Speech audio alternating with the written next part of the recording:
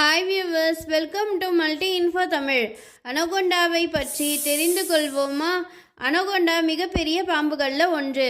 சில வகை 29 அடி முதல் 9 மீட்டர் நீளம் வரை இருக்கும்.